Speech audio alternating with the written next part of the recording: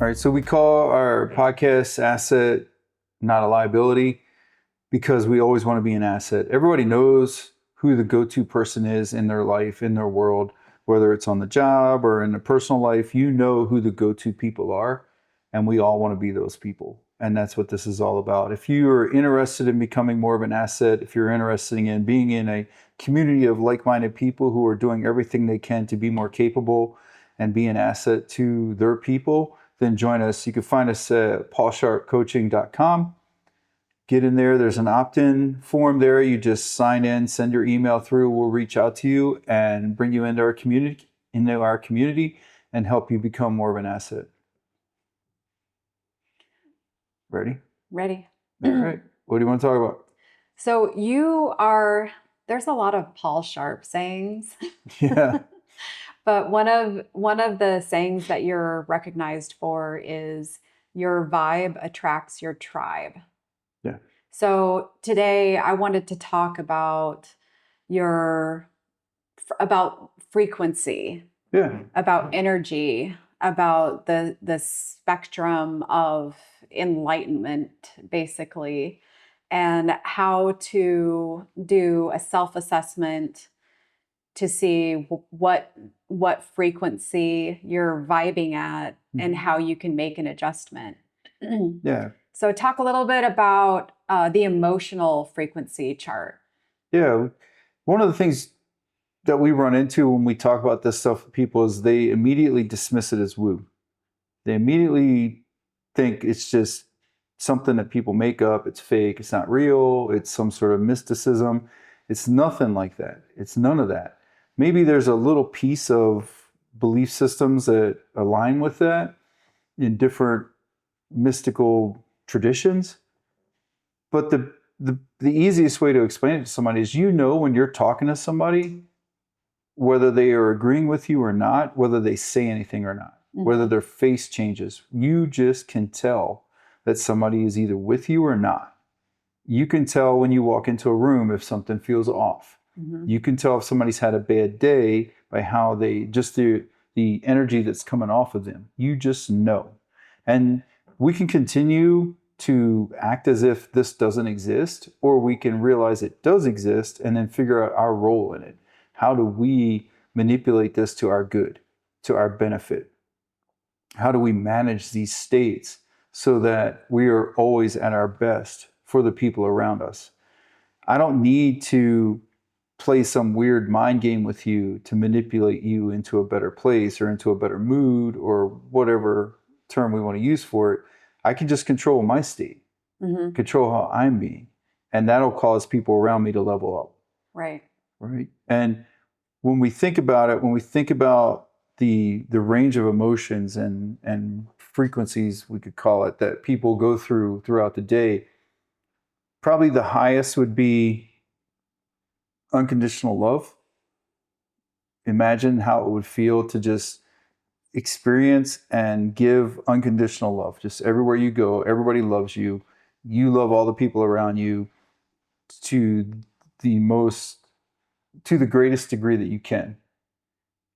And then what would be the lowest state?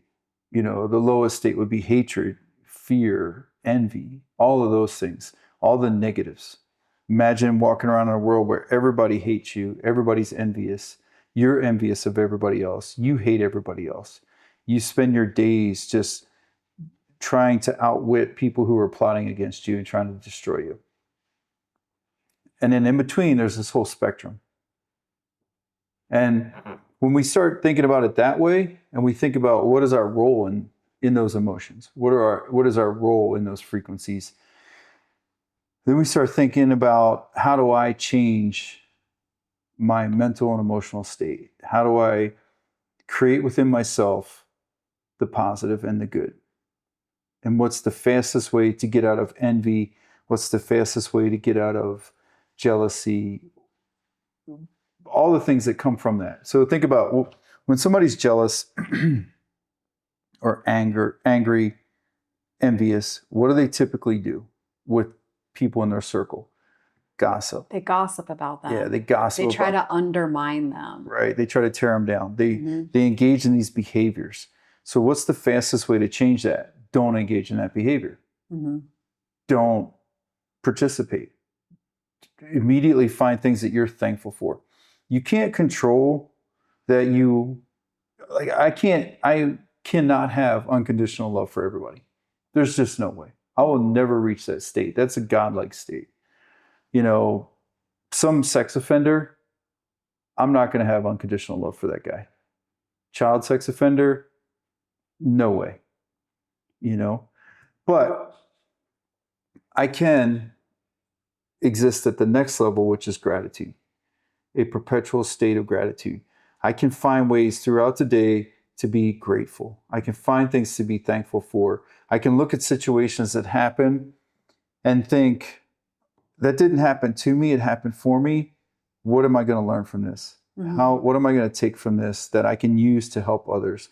What am I going to take from this that I'm going to use to help myself in the future?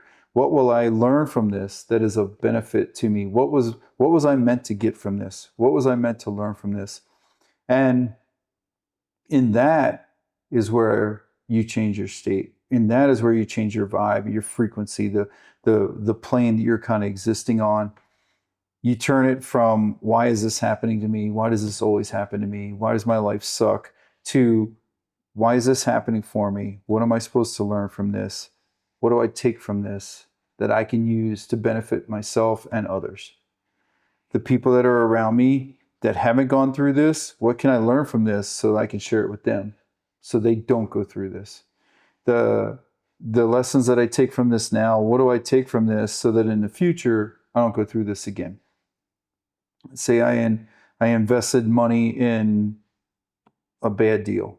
You know, I put money into a stock that wasn't the best investment. Well, how did that happen? It's not why did this happen to me, it's why did this happen for me? What did I do, or what should I do next time to do better at this? Is there nothing that I could have done? You know, was it just the way the market played out? Was it just the way things went? Should I just hold tight and wait because the market always comes back? Or should I move the money quickly to something else? These are the lessons I'm trying to learn from this. So I'm thankful for the experience, because in the future, I'll make a decision faster. I'll adapt quickly, more quickly, so that I don't go through this again. As opposed to, there's some guy somewhere who's a billionaire who manipulated these stocks, manipulated this inside trading, did something. There's a politician somewhere that manipulated something that somehow negatively affected me. Right. Right. And that's the breakthrough that we're Yeah. looking for too, is either living a life of bitterness Yeah. and being bitter because all of these things happened to me, Right. versus living a life in a state of gratitude and appreciation for these experiences, because they inform you going forward. Yeah. So what happens from this point on? Yeah. And it's not some weird, toxic denial behavior. It's not nothing like that. It's an acceptance of, this is what happened. What do I take from this? What do I learn from this? If I get punched in the face, I don't get mad at the person that punched me in the face. I look more at, okay, well, what should I have done differently? Why didn't I move my face? Yeah, why didn't I move? What did I miss? Why didn't I, maybe I need to work on my head movement. Okay, cool. I leave my head in the same space when I throw a punch. So all they got to do is just put their hand straight out and they're going to bit me in the face. Okay, well, lesson learned. Thank you. Right. These are the things that you have to make that shift. These are the things that you are in control of. And we talk a lot about that, but these are the things that I can control. I can control my state. I can control my vibe by staying positive about this situation and looking for the growth in it, looking for the opportunity to improve in this, what could be negative, but it's actually positive. It's going to make me stronger. If it doesn't kill you, literally, it makes you stronger. Was it Hans Selye did the experiment with rats where he gave them a little bit of poison, and it led to all the studies on stress and what we understand about stress. Mm-hmm. But a little bit of poison over time made these rats impossible to kill with poison, because they kept getting stronger and their immune system kept responding in a positive way to this stressor, to the point that you could give them large amounts of poison that should kill them, and it's not. So when these bad things are happening, when these negative things are happening, I want to train myself to be grateful, not bitter, not angry, not envious and jealous and gossip and engage in this negative behavior. Instead, I want to switch my mindset to one that sees everything as an opportunity for growth. Everything is an opportunity for learning. What do I get from this? How do I come out of this? What is this going to do for me? How is this going to set me up to be better in the future if this situation ever happens again, or in similar situations? Because there's only so many situations we're going to deal with. If you think about it, everything boils down to just a few things. It's either professional, personal, social, economic, or physical. Mm-hmm. It's going to be one of those things, maybe mental and emotional, but they're all tied together. So those are the areas where I'm going to have challenges. And even those challenges can be boiled down to just a few simple things. So I'm going to keep repeating these things till I get it figured out. That's just how it works. People will say the universe keeps throwing it at you, but also we keep throwing it at ourselves because we attract that energy, pulling that back in, right? Yeah. So how do I change that so that instead of being in those rooms, in those circles, I start attracting more of where I want to be, mm-hmm. and more of how I want to be. And that's through controlling my frequency or my vibe.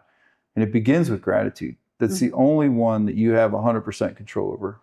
Yeah, one of my mechanisms, my personal mantra is honor the pain, which keeps me from succumbing to those low vibe feelings. Mm-hmm.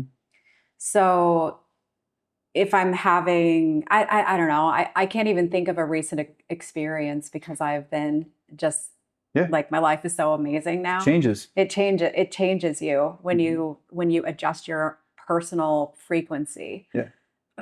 Because it's true, your vibe mm-hmm. attracts your tribe. Mm-hmm. But one of my techniques is just the concept of honor the pain in the moment, mm-hmm. but don't dwell on the pain. Yeah. So you don't get to carry this feeling of disappointment, or this feeling of worry, or this feeling of bitterness. You don't get to carry it from this moment for the rest of the day, into the night, into the next morning, and for that whole day, and dwell on it and have all of these conversations with all of these different people in your head, and create then this scenario, this future that does not even exist. Yeah.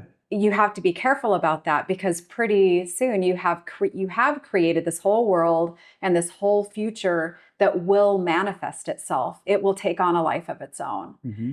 And so I just like to honor the pain in the moment, express gratitude for the experience, mm-hmm.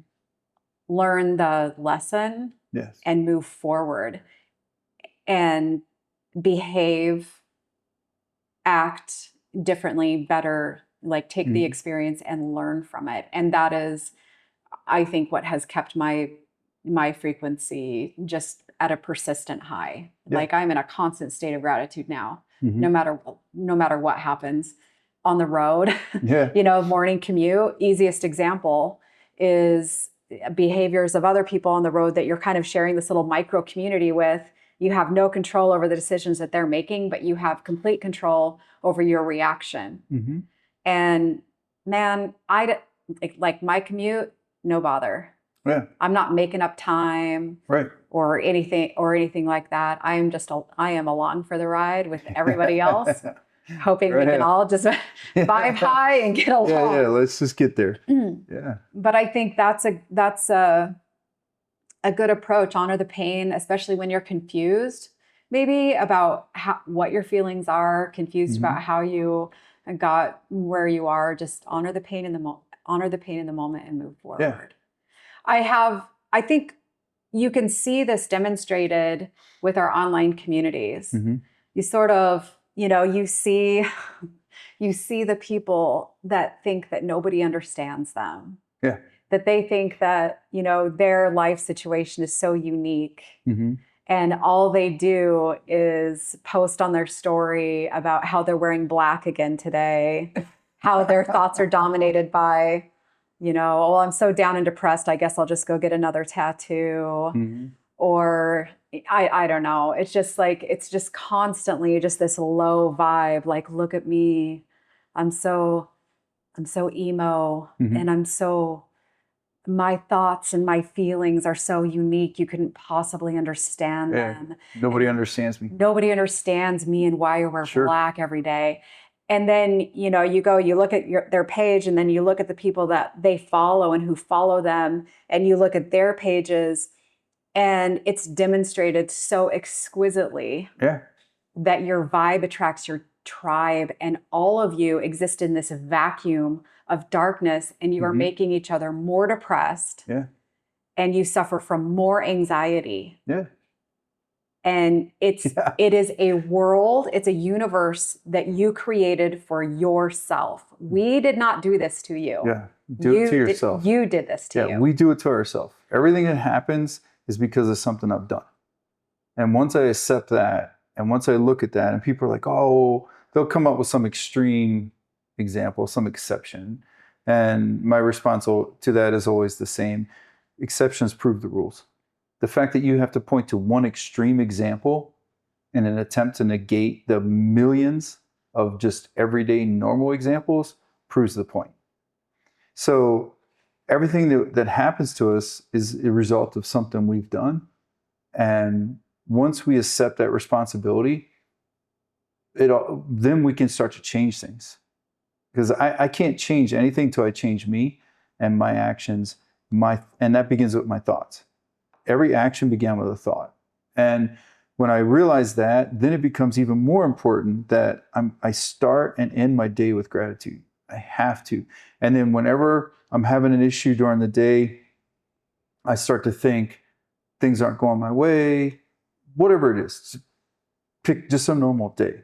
And not everything's going to go your way. I have to be grateful. I have to, in that moment, find a way to be grateful for what's happening so that I can change my vibe. Otherwise, it's too easy to slip into excuse making and all the negative behaviors that are going to kill me mentally and that are going to then lead to inaction, right? These thoughts lead to inaction. The thought that there's nothing I can do about this leads quickly to the thought of, well, then why try, which leads to inaction. And I can't do that. I have to find solutions. I have to be adaptable. I have to look at everything that happens as something that's happening to or for me. And because of me, somewhere in there, I did something that has caused this to happen, or whatever is going on is happening for me so that I learn from this. There has to be a reason that this is happening for me. I just have to figure it out. And I can't figure it out if I'm using some sort of limited mindset that looks at this as just, here we go again. This is how it always goes. Maybe time to change that. Right. I learned a technique from you on how to raise your vibe, how to set your vibe. And actually, this was a lesson that I had learned prior. I remember years ago, my daughter, I don't know, maybe I remember I was driving her to Washington Elementary. So she was probably in 4th or 5th grade. Mm-hmm. And I was going through a country music phase. Yeah. And I was only allowed to listen to it in my car because I was not allowed to listen to it at home. And there was this day your mom didn't want to hear country? What's going on? Who are you living with? Like, what the hell? Yeah. So there were a lot of rules. Yeah, that's weird. So I remember though, I was driving, got in my car, turned on the radio, and I was listening to this sad country song, and I was just feeling so sad. Oh my gosh, I almost started to cry. But it must have been a sad song. And I just was like, man, I am so depressed. What is it? I mean, I can't do this, I can't listen to this music anymore. It's making me even more depressed. Mm-hmm. It's either making me realize that my life is a country song. Is a country song. Is it making me think that my life is more shitty than it actually is? I don't know. But I had to stop listening to country music for that time of my life because it was just dragging me down further. Yeah. And so, fast forward many, many years later, it was a Sunday morning it was a Sunday morning and you put on gospel music. Yeah. And Amelia came down and she was like, really? Gospel music? Yeah. Are you kidding me? And it was that moment I said to her, yeah, this is how Paul sets the vibe. Yeah. And then I just started reflecting, like, and fast forward in that moment, we would get in the truck at 4:45 in the morning and head to the gym for early morning jiu-jitsu. Mm-hmm. And you would be putting on just like the super high vibe, super high energy music to get us pumped up to go in. Yeah. Sundays, high energy gospel music, all about gratitude, all about appreciation, all about sacrifice, all about just like staying in it. Yeah. And so that was a really good moment for me to understand that the energetic shift comes in your environment too, not just your people, not just your thoughts, but that you can create a vibe for yourself by picking the right music, by picking the right, I don't know, what you fill your house with, how you dress, how you think. And it felt really good to relay that to my daughter. Yeah. The music bypasses the logical side of your brain, the analytical side. Music hits you at a whole different level. It hits straight at emotions. That's why music, without even any words, can cause people to have an emotional shift. If you think about seeing a symphony like Chicago Symphony Orchestra or Joffrey Ballet, there's no lyrics, there's no words. It's just music and physical expression up there. And people are moved to tears, people are moved to joy, all these things. And it's simply the music. That's it, because it bypasses all the thought process and goes straight to the emotions, the soul, right? So that's one of the ways that I use it. And I've been conscious of that ever since music appreciation. Yeah. Because one of my the music appreciation teacher just said that music has an intrinsic value. It goes past everything and goes to the internal immediately. It bypasses everything. So you have to be very careful what you listen to, what you spend your time.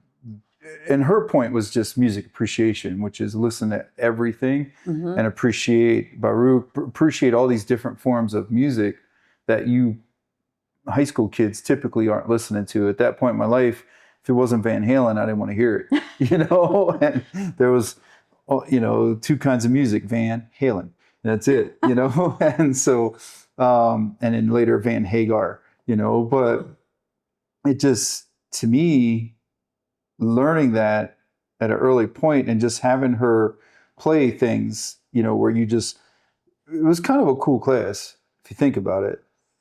Lay on the floor, with the lights off in the room and everybody lay on the floor, find a spot, lay on the floor. And she would play these symphonies and these operas and stuff.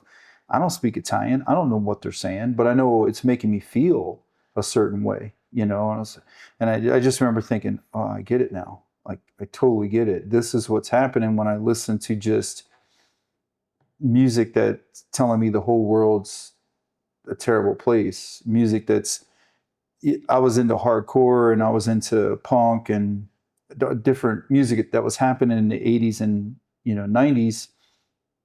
I was into that music, but I also wasn't seeing how it's affecting me. And I'm not trying to sound like Tipper Gore and the PMRC people wouldn't have put record labels on stuff. I totally don't agree with that. But I do see some of the point where you have to be careful what you're putting in your head, what you're programming yourself with day in and day out. Can you listen? And there's no greater love song than George Jones' He Stopped Loving Her Today, right? Yeah. Like that's incredible. Yeah. But do I want to listen to sad music every day? Yeah. That's where I think it's really important to make people aware of frequency, of emotional frequency, of the scale, so they can do a self-assessment, figure out where they're at, and then how to make that adjustment. And it is a conscious choice. Yeah. And so what plane do you exist in? Like, is your partner telling you like, oh my gosh, you're just always so negative. You never have anything. You're always complaining. Yeah. There's always a problem.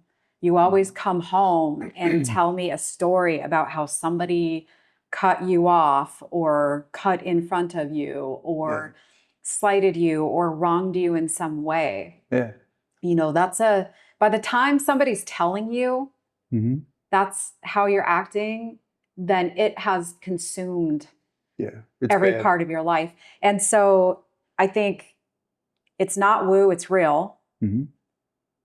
Your energy and what you bring to the table is real.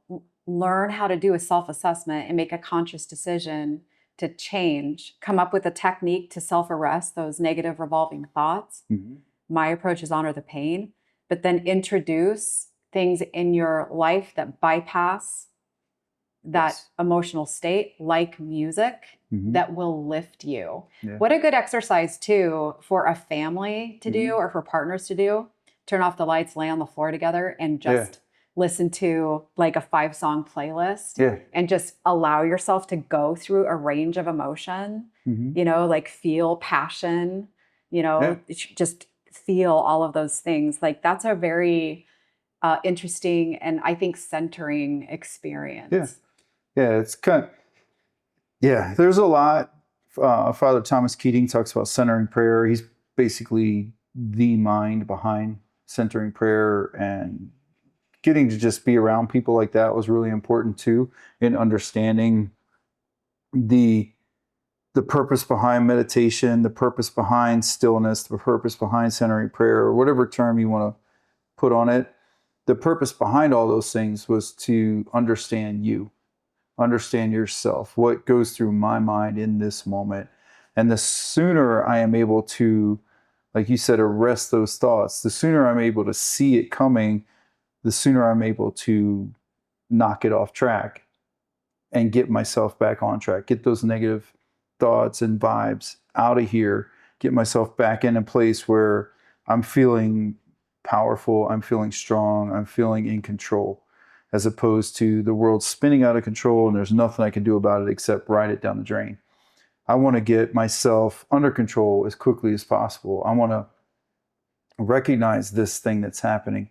And to what we were talking about a little before, it's always going to be the same few things. It's not this incredible kaleidoscope of emotions, colors, things that happen that we just can't keep track of it because there's so much that, no, it's going to be repeating patterns. You have to be able to recognize these patterns. You have to be able to see them. You have to be able to feel when that thing's coming up. You have to be able to feel or recognize that negative thought pattern that you're starting to fall into over a situation that's probably the same situation you faced last week or last month. It's recurring. So figure out how to deal with it. But most of all, figure out how to deal with your response to it. Like, how do I change? This has happened X amount of times, and I keep doing the same thing. So this time, how do I change it? This time around, how do I alter my response so that this doesn't keep happening? Right. Or if it does keep happening, it doesn't spin me out. Think about having a business. Where were we at? We were just talking about it, where they said, hey, we'll get to it as soon as we can. We had people call out. Oh, yeah. We were at Budget Rental Car. Yeah, that's what it was. Yeah. And there's this long line of people, and people are not happy. People are not having fun because they want their cars. They want to get on. They just traveled on a plane, who knows how long. And now we're in this really long line. And there comes a point where you've been there long enough where you're like, why isn't this line moving? Yeah. And I thought the lady was so professional. I think she she was keyed into a group of people who were becoming frustrated and unsettled. Yeah. So she came out to communicate to the entire group, hey guys, I just want to let you know what's going on. Yeah. We've had a few people call out today. Mm-hmm. We have cars for all of you, but we are trying to get them washed and cleaned for you. Yeah. We are here to help you, and we're going to do it as fast and as efficiently as possible. Yeah. And when we went out there, they had like 2 people. Yeah. Out there in the car lot. It was interesting. You and I are standing overwhelmed. We were standing next to each other, you know, and we had I booked it early. I know how much time we've traveled enough. We know how much time it takes. Mm-hmm. We also know what we have control over and what we don't. Mm-hmm. We're just in line together. As long as we're together, it's part of it. It's good. And it's part of it. And so I think after the communication, though, it's just the mood lifted, and some people were still frustrated. That's fine. They got places to be. Mm-hmm. But the communication it helped. It really helped. And she did it in such a confident and positive manner that it changed the whole emotional frequency of the room. Yeah. Everybody knew, okay, I'm going to get my car. It's just going to take a little longer than I expect, but here's why. Yeah. And that's the thing. As a manager or business owner, you can't control that people are going to call out. It's epidemic at this point. Mm-hmm. Everybody talks about it. All of our friends that have businesses talk about how hard it is to just get people to show up, and how basically if you just show up every day, you are a superstar. Mm-hmm. You will outperform everybody else just simply by showing up, from what we're hearing from all of our friends that have businesses with employees. And so in that situation, she's probably dealt with this a bunch of times. There's nothing she can do about it. So she's just come out here, let me get ahead of it, let me address it, and also let's just keep working. Because getting frustrated, throwing her hands up, letting the room get even worse, even more frustrated and more angry, and people start to stomp off and complain and all these other things, instead of letting that happen, because, well, what else am I going to do about it? This happens every day. People call out, especially when it's 105 degrees, you know? So she's like, hey, let me just get ahead of this, talk to these people, let them know what's going on, and handle it. She controlled her response.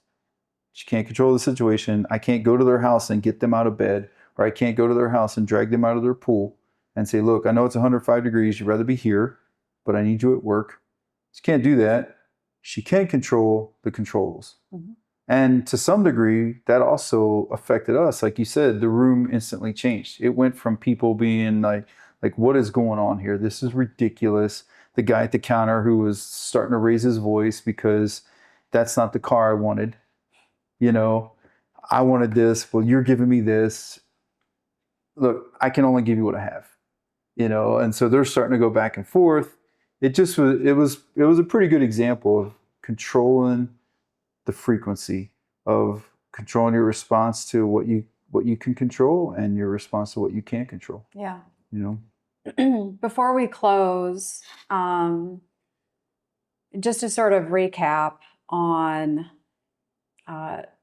energy, what we bring to the table, and centering practice of mindfulness. Both of those, you are right. People talk about those things as if they are woo. Mm-hmm.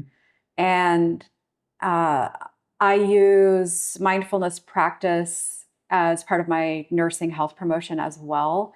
And I have a really hard time getting buy-in from the demographic that I work in. But I think this is a really prime example when we're looking at helping people transform themselves. What a centering and mindfulness practice is, for those who don't know, is maybe just sitting still for 5 minutes with no sound, no quiet, or no sound or anything, and allowing thoughts to enter your mind, but then moving them out.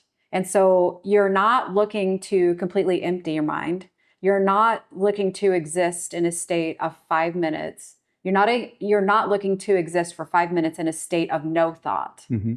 You are creating the discipline of allowing thoughts to come into your mind and you move them forward. Yeah, you just allow them to pass through. You allow them to pass through. And this has real positive outcomes in health too. Yeah. It lowers your blood pressure. Mm-hmm. It's one of those things that can actually get you off of blood pressure medication. Yeah. And so it's actually evidence-based, Mm-hmm. this practice of mindfulness, a centering practice. Yeah. And it will allow you to have better emotional discipline, and it will allow you to transform closer to a state of enlightenment. Mm-hmm. So it's a real thing. Yeah. It's not woo. Yeah, it's absolutely real. It's been studied. So It's been studied. It's based on evidence. Yeah, it's a real thing. And it could be as simple as breathe in, 1, breathe out, 2, breathe in, 3, breathe out, 4. And just stay on the count. And thoughts are going to come in. There's going to be thoughts that come through that try to take you off. Pay attention to what those thoughts are. That's something you might want to address later. But just let it go through, man. Don't hang on to it. Don't dwell on it. Don't begin to spiral into a internal conversation or dialogue about this thought. Allow yourself to just, I'll address that later. Yeah. And I had one teacher in the Dharma punks who would say, give it permission to leave. Yeah. Just say to yourself, okay, I hear you. I'll talk to you later. Yep. Just like you would if you were walking down a hallway and you have somewhere to be. I can't stop and talk to you right now, but I will talk to you later. Right. And just that really helped me a lot because people will give you different examples, like a leaf floating down the river. And, so that's just a thought. You're sitting here and you're looking at a river and a thought comes across. You don't try to grab it. You don't do anything. You just let it go past. It'll come back around later. That's how life works. All those examples are great and they work. To me, the one that worked best was just that, because it's hard for me to let something go. Yeah. So, especially if I feel like it needs to be addressed. So, giving myself that internal cue of we'll talk later was important to just help me just keep things moving and staying focused on the breathing. You can also get the mala beads if you want, or even a rosary. I have friends that use a rosary, and you just have a mantra of what you're thankful for. Yeah. And you just keep repeating it, and that keeps you in that gratitude mindset. And it also helps you just stay focused on what's important now. What's important is that I'm grateful and I have gratitude. For the next 5 minutes, I'm going to sit here, kind of what Father Thomas Keating talks about with centering prayer. For the next 5 minutes, I'm going to sit here and center on this piece that I'm grateful for, this thing that I'm grateful for, and I'm just going to repeat it, and I'm just going to keep going through it. There's different examples. It's kind of cool. Yeah. We could talk more about it some other time. We'll take a deeper dive on that. Yeah, it'd be fun. Awesome. Yeah. Well, thank you so much. Thank you so much.